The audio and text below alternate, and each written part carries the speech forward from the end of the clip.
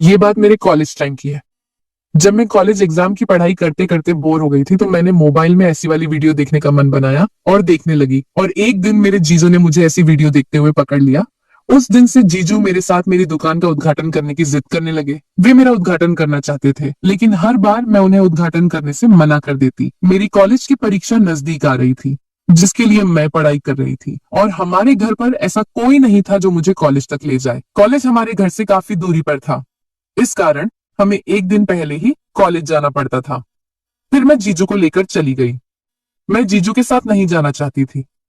मुझे पता था जीजू को समय मिलते ही वो मेरी दुकान का उद्घाटन कर देंगे, लेकिन मेरे पास दूसरा रास्ता नहीं था। इस कारण मुझे उनके साथ ही जाना पड़ा।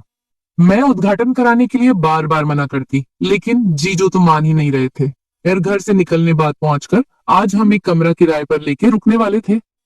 मैं जीजू से 2 कमरे बुक करने को बोल रही थी, लेकिन इधर उधर घूमने के बाद पता चला कि सारे होटल के कमरे बुक हो चुके थे। फिर मैंने और जीजू ने एक ही कमरा ले लिया, और कमरे में जाते ही जीजू ने कहा, अब डिनर करके आराम करते हैं। और फिर करीब रात के 11 बजे जीजू ने मुझे बोला, दोस्तों, अपने बारे में आपको बताना तो भूल ही गई थी। ये कहानी मेरे और मेरी दीदी और जीजू की है। मेरा नाम मीनाक्षी है। मैं अभी 21 साल की हूँ। अभी तक मेरा कॉलेज खत्म नहीं हुआ था। मैं मेडिकल नर्सिंग की पढ़ाई कर रही हूँ। हमारे परिवार में हम 4 लोग थे, लेकिन अब हम 3 ही रहते थे, क्योंकि मेरी दीदी की 7 महीने पहले ही शादी हो गई थी। हमारे घर में मैं सबसे खूबसूरत थी। मेरी दीदी मुझसे थोड़ी काली थी। जब भी मेरी दीदी के लिए कोई रिश्ता आता तो वे लोग मुझे ही पसंद करते थे, लेकिन अभी मैं बहुत छोटी थी और शादी की उम्र भी अभी कम थी, और मेरी पढ़ाई भी पूरी नहीं हुई थी। इस कारण मैं उन्हें मना कर देती। 20-22 की उम्र होने पर लाइफ में काफी कुछ बदलाव होने लगते हैं। कोई अच्छे रास्ते पर चलते तो कोई बुरे रास्ते पर। मैं थोड़ी ज्यादा नहीं थी और कम भी नहीं। कभी कभी जब पढ़ाई से बोर हो जाती तो मैं भी वो फिल्में देख लिया करती। इस उम्र में सभी के मन में कुछ ना कुछ करने की ख्वाहिश जगती है। मैं ज्यादा बिगड़ी हुई नहीं थी, लेकिन कभी कभी वो फिल्में देख लिया करती थी। एक दिन मेरे जीजू हमारे घर आए। उस रात उन्होंने मुझे वो फिल्म देखते हुए पकड़ लिया। तब से वे मेरे साथ उस फिल्म की बातें करने लगे। बात इतनी आगे बढ़ चुकी थी कि जीजू अब वह मेरी दुकान का उद्घाटन करने की बात कर रहे थे। वे कहते, तुम्हारी दीदी बहुत काली और मोटी है, इस कारण उसके साथ वो बात नहीं है। तुम अभी फ्रेश हो, तुम्हारे साथ बहुत अच्छा लगता है। लेकिन मैं जीजू को मना कर देती। मैं अपने दीदी के पति के साथ अपनी दुकान का उद्घाटन नहीं कराना चाहती थी। फिर एक दिन हमारे घर पर एक फंक्शन था। उस फंक्शन के लिए कपड़े भी खरीदने थे, तो माँ ने मुझे जीजू के साथ कपड़े खरीदने भेज दिया। हालांकि मैं जीजू के साथ जाना नहीं चाहती थी, लेकिन और जाने वाला कोई नहीं था, तो मैं जीजू के साथ ही चली गई। बहुत सारे कपड़े देखने के बाद मुझे कुछ कपड़े पसंद आए, तो मैं उन्हें ट्राई करने चेंजिंग रूम में चली गई। मैं कपड़े देख ही रही थी, तभी जीजू चेंजिंग रूम में आए और मुझसे आकर बोले, कितने कपड़े देख रही हो? उस वक्त मेरे पास सिर्फ आधे ही कपड़े थे। मैंने उन्हें रूम से बाहर निकाला, और उन्हें बाहर निकालते में मेरी तो हालत खराब हो गई। फिर मैंने और कपड़े देखे और ट्राई किए, तो मुझे कम ही कपड़े पसंद आए। फिर जल्दी से शॉपिंग करके हम घर चले गए। जीजू मुझसे एक ही बात मनवाना चाहते थे, मैं उनके हाथों से अपनी दुकान का उद्घाटन करवा लूं।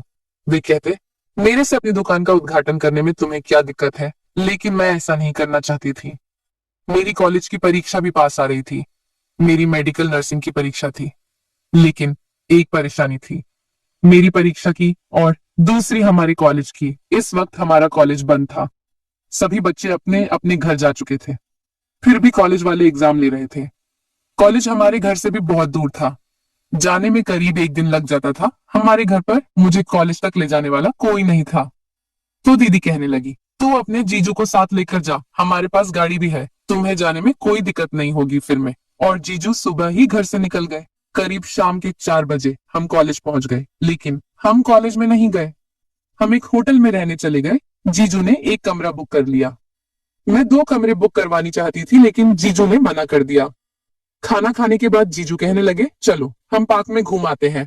मुझे पार्क में घूमने में बहुत मजा आता था, तो मैं जल्दी से मान गई। लेकिन जीजू मुझे पार्क की बजाय किसी जंगल में लेकर चले गए। रात के 9 बज रहे थे। जंगल बहुत ही डरावना हो चुका था। मेरे डर से पसीने छूट गए। जीजू मुझे लेकर घने जंगल में चले गए, और जीजू ने कहा, अब तुम्हें मेरी बात माननी ही पड़ेगी। नहीं तो मैं तुम्हें इस जंगल में अकेला छोड़कर चला जाऊंगा। मैंने पूछा, कौन सी बात? तो वे कहने लगे, मैं तुम्हारी दुकान का उद्घाटन करना चाहता हूँ। मैंने कहा, मैं मर जाऊंगी लेकिन दुकान का उद्घाटन आपसे कभी नहीं करवाऊंगी। तभी जीजू अचानक अंधेरे में छुप गए। मैं होटल जाने का रास्ता खोजने लगी। बहुत समय तक मैं रास्ता ढूंढती रही लेकिन मुझे कोई रास्ता नहीं मिला। हम काफी जंगल के अंदर आ चुके थे। मैं जोर जोर से चिल्ला रही थी लेकिन आसपास कोई भी नहीं था। बहुत समय हो चुका था। जीजू अभी तक बाहर नहीं निकले थे। मुझे डर भी बहुत लग रहा था। जंगल से अजीब अजीब आवाजें आ रही थी। अब मुझसे खड़ा भी नहीं हुआ जा रहा था। अब मेरे पास एक ही रास्ता बचा था। जीजू की शर्त मानने के अलावा मेरे पास कोई रास्ता नहीं था।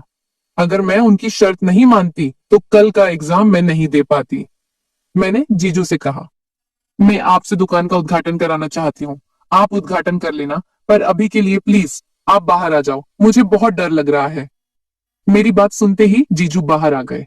फिर हम होटल चले गए। होटल के कमरे में जाते ही जीजू मेरे साथ दुकान के उद्घाटन वाली बातें करने लगे और बोले, दुकान का उद्घाटन कैसे करे? उन्होंने लगभग मेरी दुकान का सारा सामान उतार दिया था। वे जैसा दुकान का उद्घाटन करना चाहते थे वो ऐसा करने लगे। मुझे बहुत बुरा लग रहा था। आज तक मैंने ऐसा उद्घाटन कभी भी नहीं कराया था। कुछ देर बाद निकलने लगा।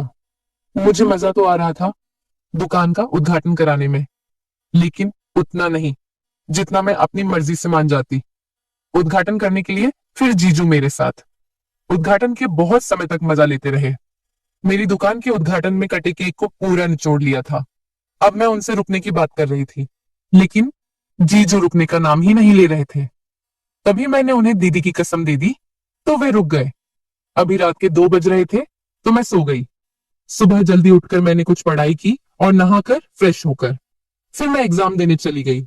एग्जाम खत्म करके मैं जीजू के साथ घर आ गई। उस दिन से मैं जीजू के साथ किसी भी जगह पर नहीं गई क्योंकि वह मुझे एक तो जंगल में अकेले छोड़ दिया था और दुकान का उद्घाटन भी बहुत अच्छा नहीं किया जैसे मैं चाहती थी। अब मैंने जीजू से दूरियां बना ली। जीजू बहुत बुरे इंसान थे, मुझे आज पता चला। तो दोस्तों, ये थी आज की कहानी। आपकी क्या राय है इस पर हमें कमेंट में जरूर बताएं। अगर आपको हमारी वीडियो अच्छी लगी हो तो आप चैनल को सब्सक्राइब करना ना भूलें। मिलते हैं कल एक और नई कहानी के साथ। और अगर आपको कहानी सही में पसंद आई तो दोस्तों के साथ शेयर जरूर करें और मुझे इजाजत दे।